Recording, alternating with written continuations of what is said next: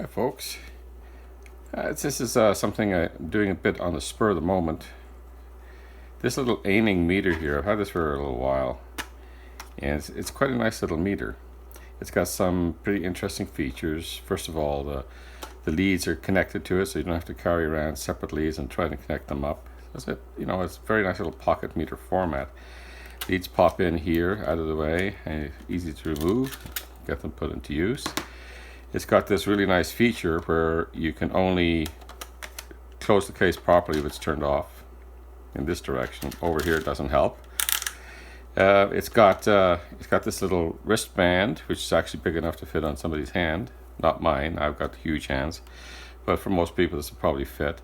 And it's got a nice little built-in stand. You know, if you go like this it doesn't work, but if you take the wrist strap, pass it through this hole here, which is used for preventing you from closing it and turning it and not turning it off, you end up with a nice little desk stand, which works very effectively.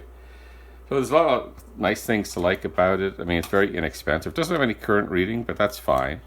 It's also pretty honestly rated for a Cat 2 environment, which I think most of the inexpensive meters that we deal with from day to day should be rated. A lot of them got Cat 3 and Cat 4 ratings they should not have.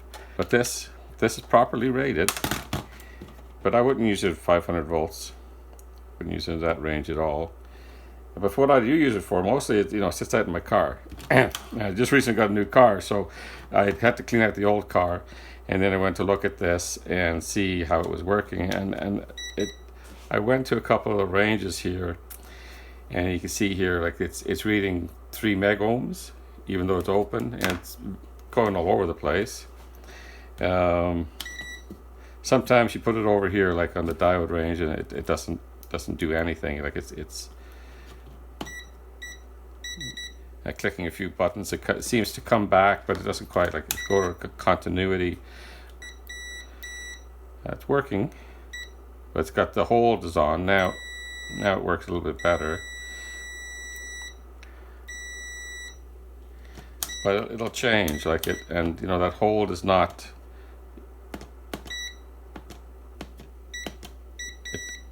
See, it does crazy things like that. Yeah, so something's gone wrong with it in the meantime since the last time I used it. And I really hate to throw something like this out. So what we're going to do today is see if we can fix it. And I remember I had to fix it once before because one of the battery clips, and I'll show you that. Show you what the battery clips look like. One of those came off. Let me get a screwdriver and we'll start up with these up. This be the right size. Yeah, that's a good size.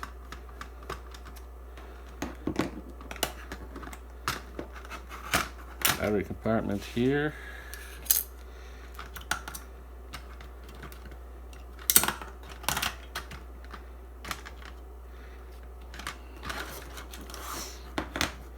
And you have to remove the strap, the lanyard, or whatever you call this.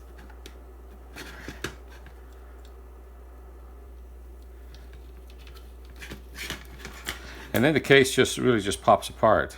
Like there's just a couple of clips. They're not very tight clips. They're not very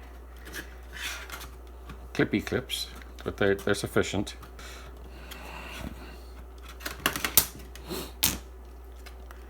And there's the inside. There's not much on the back. There's one PTC there. Very little protection. There's no fuse in it. It doesn't have an amps range, so it doesn't really need a fuse.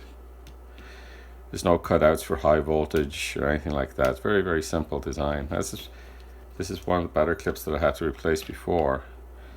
Anyway, we've got 4 screws here that we have to remove to get into the innards of it. There's nothing obviously wrong on this side. It looks pretty good. I don't see anything.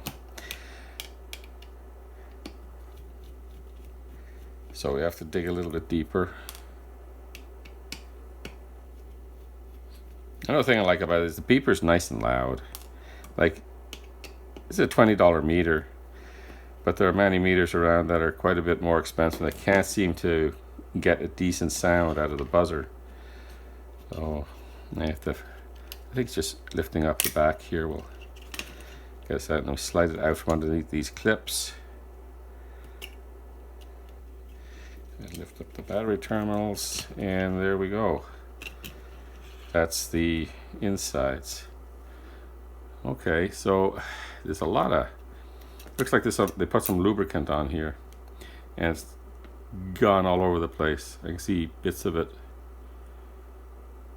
pretty well everywhere. So that means I'm going to have to clean up all these, clean them up with a little alcohol, I guess would do it.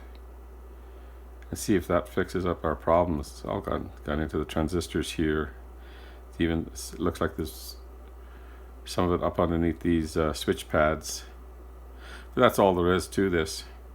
Can't tell what that IC there is, but I could have a look at this one, see what that is. Hold on a sec. That's a little 2 kilobit I2C EEPROM. So I don't know if they have calibration data in there. I don't think something like this would be actually calibrated. Maybe it's just stores a little bit of programming for the chip under here. Could be calibration data. I don't know. Okay, so I'm gonna get some Q-tips and some alcohol, see if we can clean this up a little bit. Be right back. And here we are.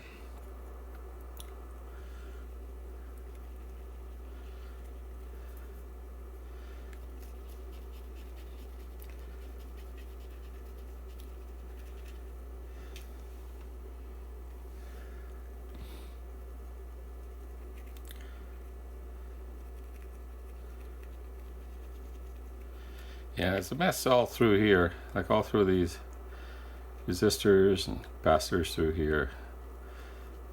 They're undoubtedly the attenuation matrix here.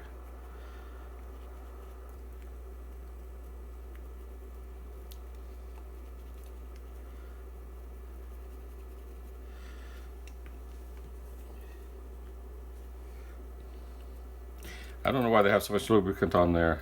I have a lot of my meters don't have any lubricant whatsoever on their contacts, their switch contacts, so I don't know why they seem to need them here. I'm going to leave it off. I imagine there's enough lubricant on those contacts on this switch rotor itself to prevent too much wear. A lot of this stuff.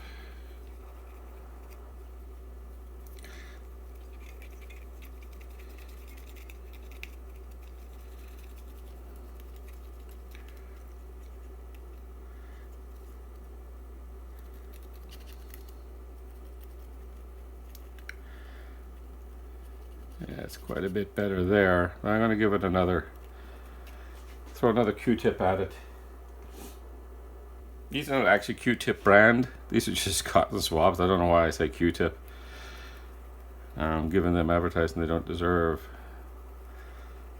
But yeah, cotton swabs. Use another cotton swab. This thing, as clean as I can make it, within reason. Yeah, it's a $20 meter. It's worth saving. It's a nice little meter, nice form factor, fairly well implemented. It's not by any means a top-notch pocket meter, but it's far better than some. Okay, seem to be drying off without residue, which is good. So I'm going to leave that switch there unmolested, but I'm going to clean these up.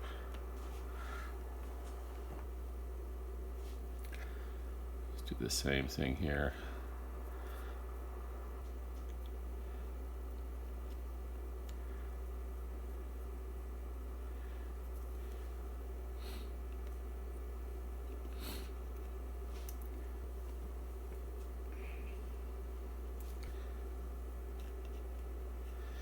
And I wonder if I should give that zebra strip a rub. I don't see any getting up that high, but it certainly wouldn't hurt.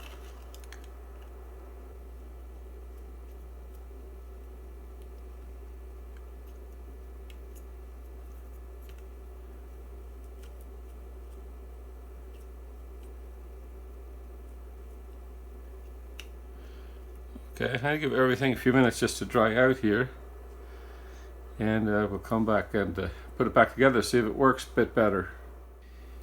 Okay folks, I got it all back together again, but it's not working any better. In fact, maybe even a little bit worse. It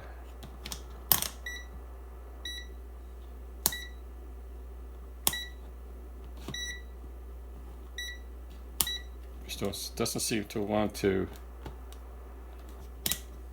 do anything at all. That's a shame.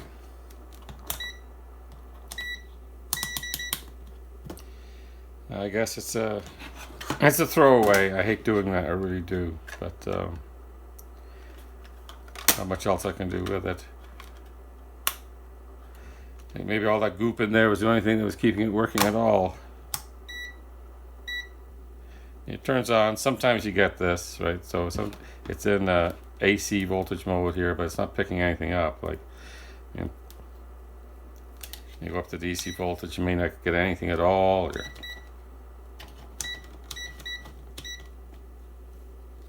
Yeah, ohms range.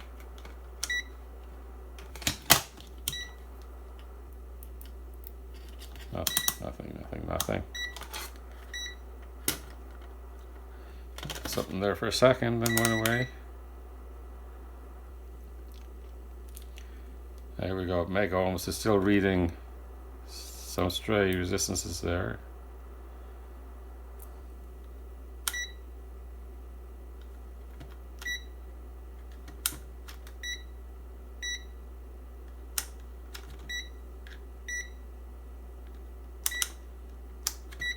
That does seem to be a problem, mostly with the switch, I think. The hold is working better now. It's not randomly, but for some reason the switch is not switching the ranges properly.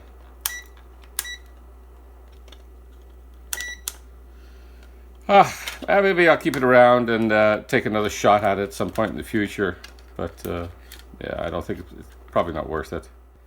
Anyway, thanks for joining me today, guys. That's all I have for you. I wish I had a little bit more of an interesting video, but I was away all day yesterday, which is my normal shooting day for releasing videos on Tuesday. Yeah, so join me on Thursday and we'll finish up the project that we're working on with the Jewel Thief, and we'll have some fun with that.